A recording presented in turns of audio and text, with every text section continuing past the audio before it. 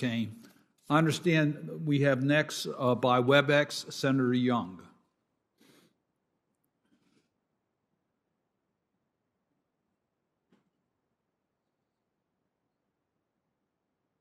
Senator Young, are you there?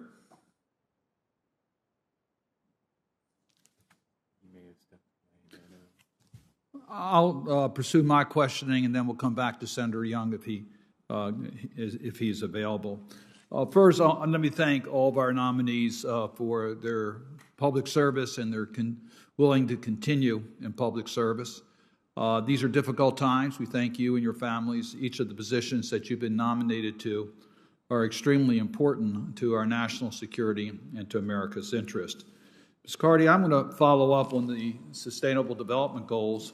I was listening to your response to Senator Van Hollen, but I want to concentrate on one that was not mentioned during that exchange, and that's Sustainable Goal number 16.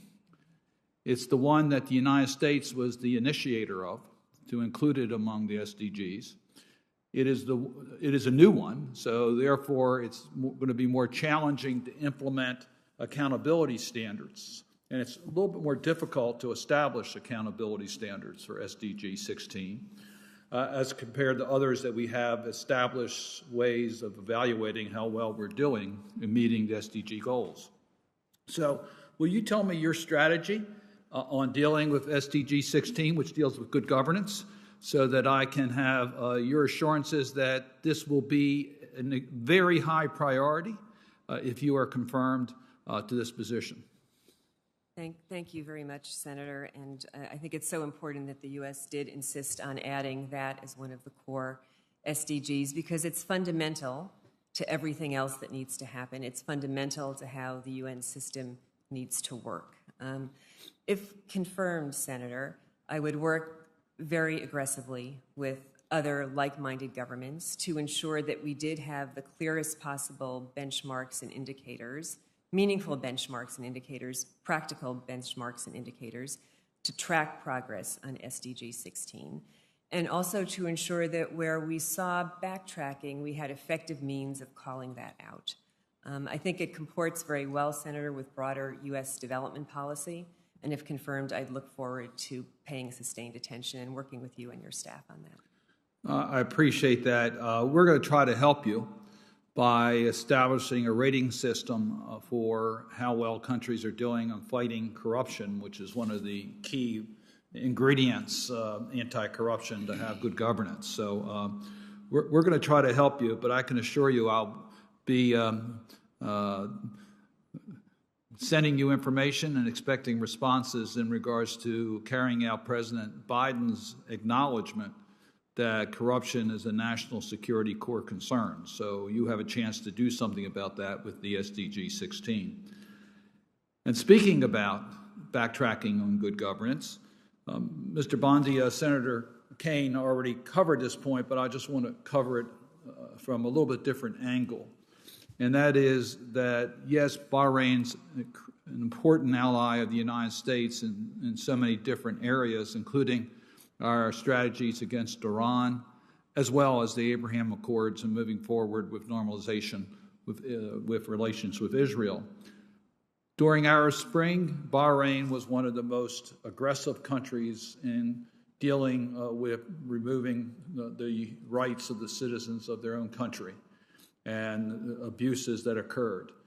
We saw some reforms, but it appears now they have backtracked on many of those issues. I appreciate your comments about some of the issues concerning youthful offenders, but my information shows they're still using the arrest powers indiscriminately to crack down on any opposition to the government at all, including peaceful demonstrations.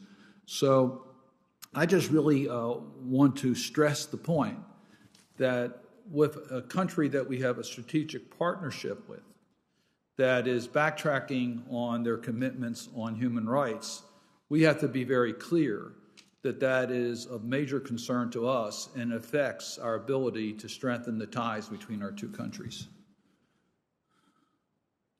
Senator, I'm very grateful for your comments on this important matter.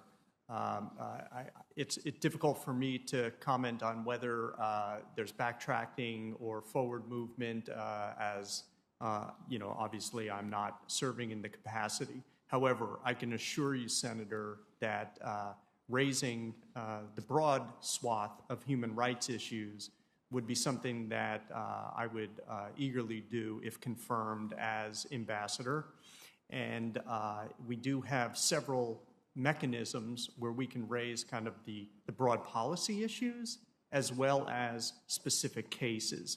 And I'll say that my understanding is that our Bahraini partners have been very open to having that free and frank dialogue.